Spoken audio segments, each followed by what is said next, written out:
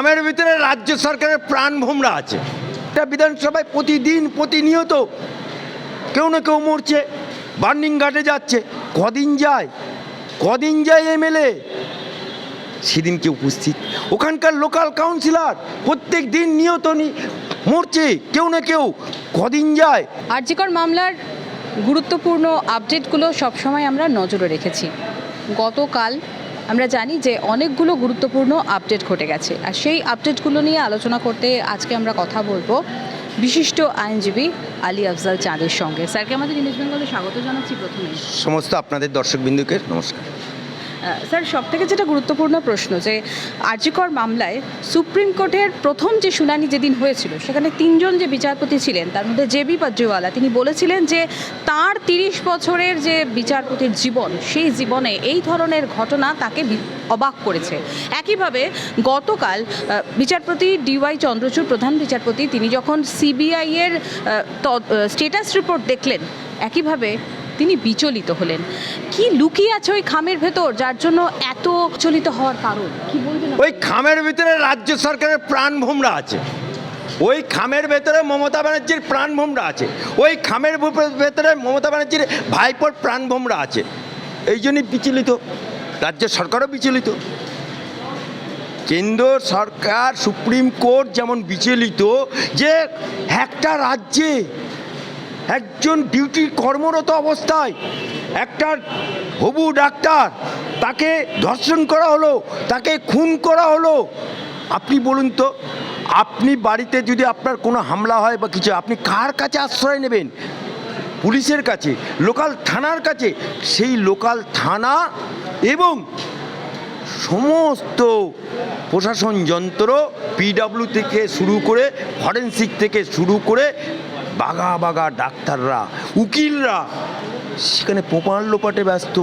তাড়াতাড়ি ডেড বডিটাকে পুড়িয়ে দাও, তাড়াতাড়ি আচ্ছা বলুন তো, পানিহাটিতে যখন পুরোলো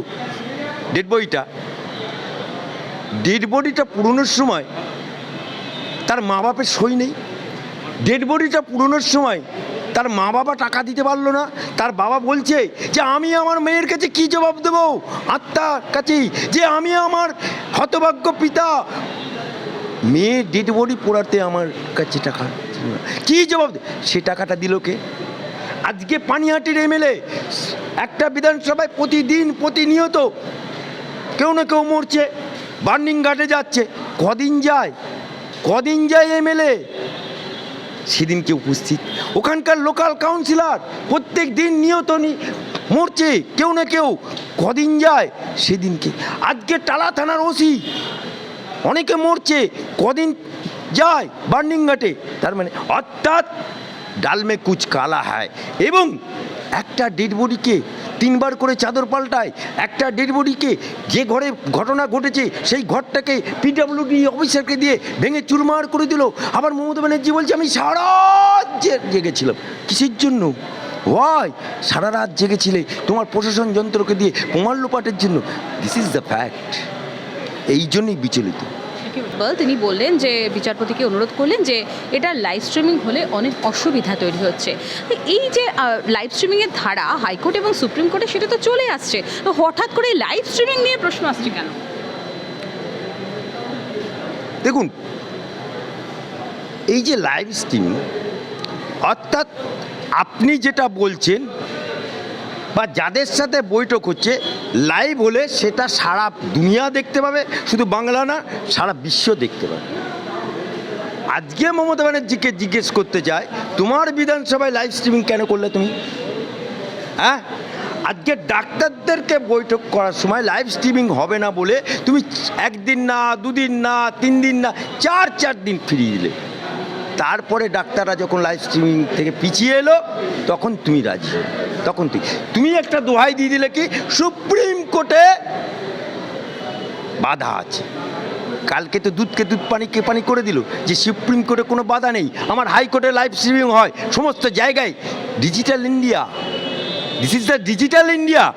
তুমি ডিজিটাল ইন্ডিয়াকে বাদ দেবা, অর্থাৎ নিজের বাড়িতে তুমি সিসি ক্যামেরা লাগাবা, আর অন্যদিন সিসি ক্যামেরা লাগাতে গেলেই তখন গাত্র দেওয়া, অর্থাৎ নিজের বেলায় আঁটি ছুটি, পরের বেলায় দাঁত কপাটি।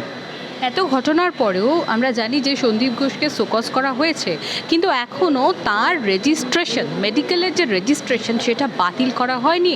এই বিষয়ে আইএমের যে বাংলা শাখা তারা চিঠি দিয়েছেন, কি বলবেন? এই মমতা ব্যানার্জি গরু চোরে ধরা পড়েছে চালাম চালাম গুড় বাতাসা, বীরভূমের অনুব্রত মণ্ডল।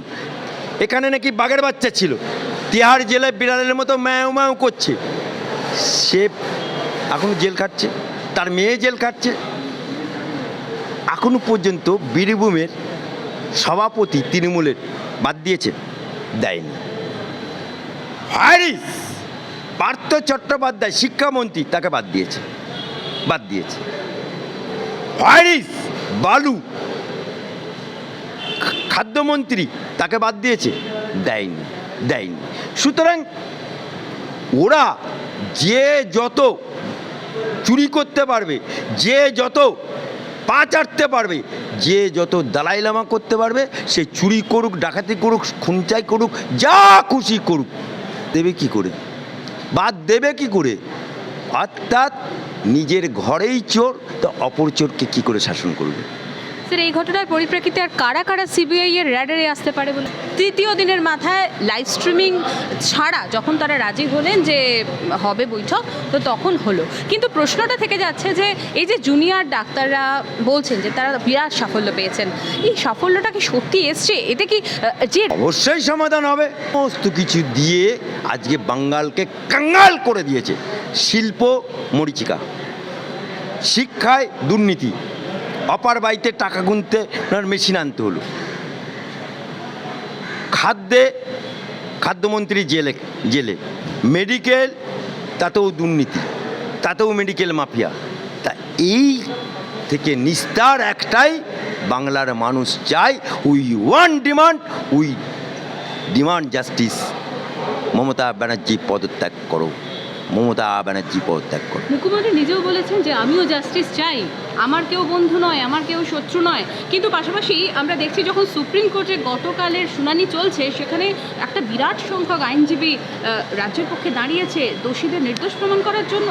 এই দ্বিচারিতাকে কিভাবে দেখছেন? এ মুখ্যমন্ত্রী এই যে সুপ্রিম কোর্টে বিচারে হচ্ছে, সেখানে যে উকিলগুলো দাঁড়াচ্ছে 7 লক্ষ টাকা ফি দিয়ে, কপিল সিব্বাল,